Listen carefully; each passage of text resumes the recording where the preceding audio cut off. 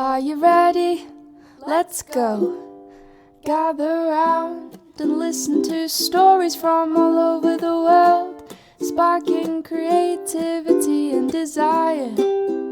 Stories that will inspire. Come on, sit down. It's the best podcast in town. Professor Panda with story adventures. Scholars, welcome back to Professor Panda's Story Adventures. I'm your host, Professor Panda, and today we have a great story adventure about my friend Paddington the Bear. This book comes from the Paddington Treasury, written by Michael Bond and illustrated by R.W. Alley. But before we can get started, scholars, you and I both know that we have to get in our perfect reading state. So is everyone ready, scholars? Have you had a good day, scholars? Are you sitting in your favorite comfy reading spot? Have you taken deep breaths? And have you thought about all the good things that happened to you today?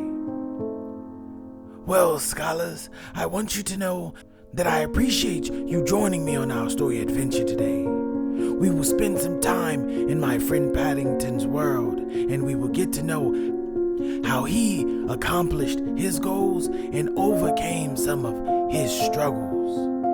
My friend Paddington is a problem solver. He sees the world in a different perspective. So, scholars, sit back, relax, get ready, and let's move on with our story adventure. Let's go, scholars.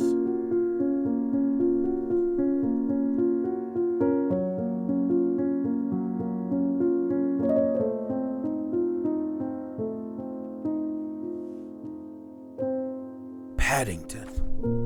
Mr. Brown and Mrs. Brown first met Paddington on a railway platform.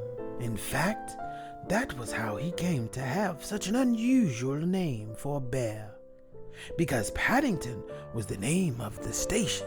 The Browns were waiting to meet their daughter, Judy, when Mr. Brown noticed something small and furry near the lost luggage office. "It looks like a bear," he said.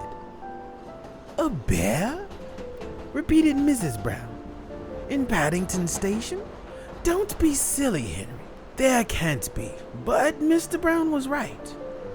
It was sitting on an old leather suitcase marked "Wanted on Voyage." And as they drew near, it stood up and politely raised its hat. "Good afternoon," it said. "May I help you?" "It's very kind of you," said Mr. Brown. "But as a matter of fact, we were wondering if we could help you." "You're a very small bear," said Mrs. Brown. "Where are you from?" The bear looked around carefully before replying. "Darkest Peru. I'm not really supposed to be here at all. I'm a stowaway."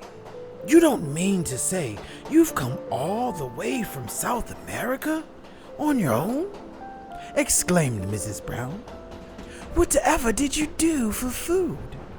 Unlocking the suitcase, the bear took out an almost empty glass jar. "I ate marmalade," it said. "Bears like marmalade."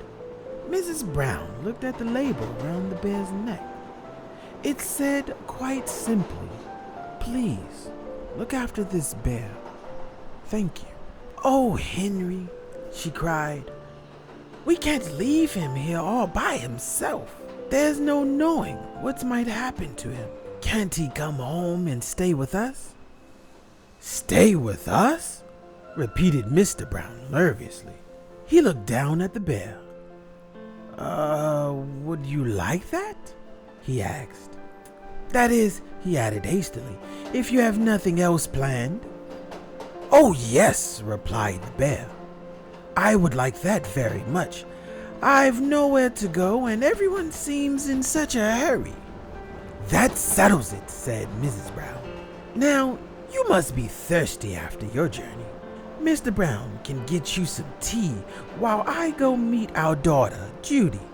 But Mary, said Mr. Brown, we don't even know his name. Mrs. Brown thought for a moment. I know, she said. We'll call him Paddington after the station. Paddington? The bear tested it several times to make sure it sounded very important. Mr. Brown tried it out next. Follow me, Paddington, he said. I'll take you to the snack bar. Mr. Brown was as good as his word. Paddington had never seen so many snacks on the tray, and he didn't know which to try first. He was so hungry and thirsty, he climbed up on the table to get a better look.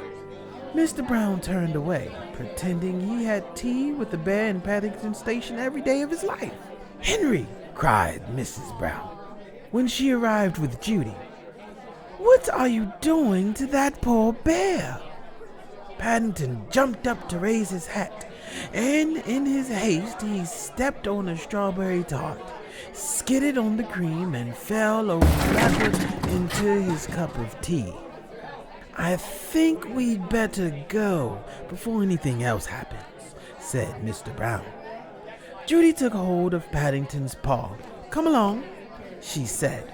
We'll take you home and you can meet Mrs. Bird and my brother, Jonathan.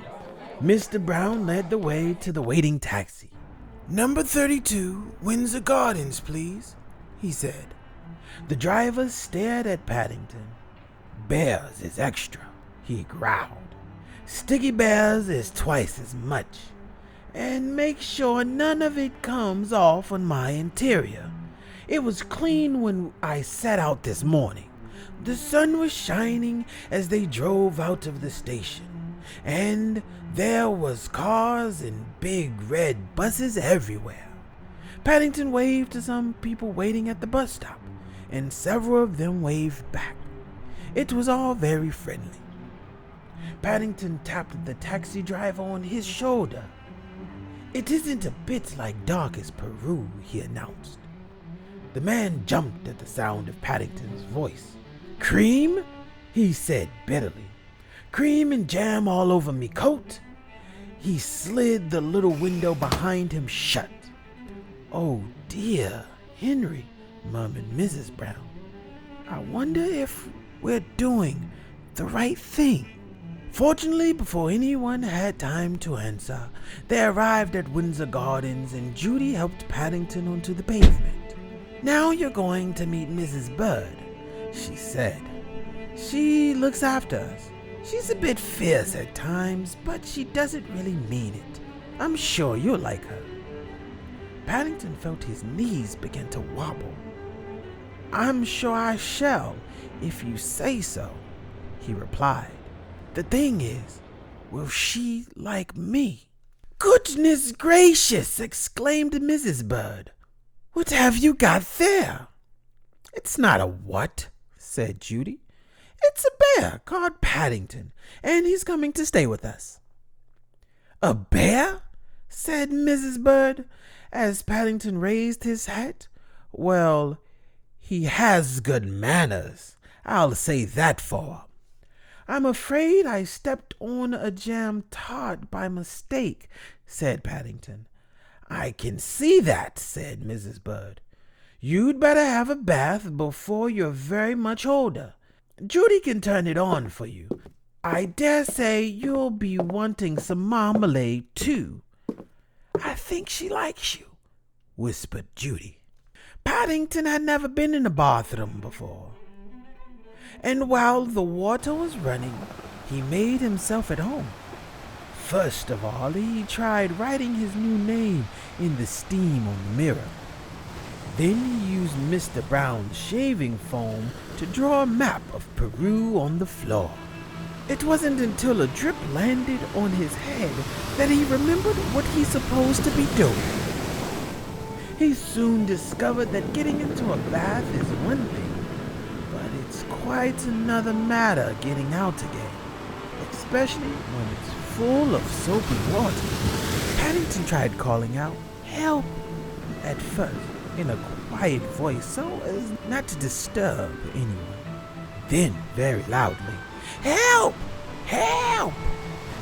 When that didn't work, he began bailing the water out with his hat. The hat had several holes in it, and his map of Peru soon turned into a sea of foam. Suddenly, Jonathan and Judy burst into the bathroom and lifted a drippy Paddington onto the floor. "Thank goodness you're all right," cried Judy. "We heard you calling out." "Fancy making such a mess," said Jonathan admiringly. "You should have pulled the plug out." "Oh," said Paddington, "I never thought of that." When Paddington came downstairs, he looked so clean, no one could possibly be cross with him. His fur was all soft and silky, his nose gleamed, and his paws had lost all traces of jam and cream. The Browns made room for him in a small armchair, and Mrs. Bird brought him a pot of tea and a plate of hot buttered toast and marmalade. "Now," said Mrs. Brown, "you must tell us all about yourself. I'm sure you must have lots of adventures." "I have," said Paddington earnestly. "Things are always happening to me. I'm that sort of bear." He settled back into the armchair. "I was brought up by my Aunt Lucy in darkest Peru," he began. "But she had to go into the home for retired bears in Lima." He closed his eyes thoughtfully, and a hush fell over the room as everyone waited expectantly. After a while, when nothing happened, they began to get restless. Mr. Brown tried coughing. Then he reached across and poked Paddington. "Well, I never," he said. "I do believe he's fast asleep. After all that's happened to him," said Mrs. Brown. "Is it any wonder?"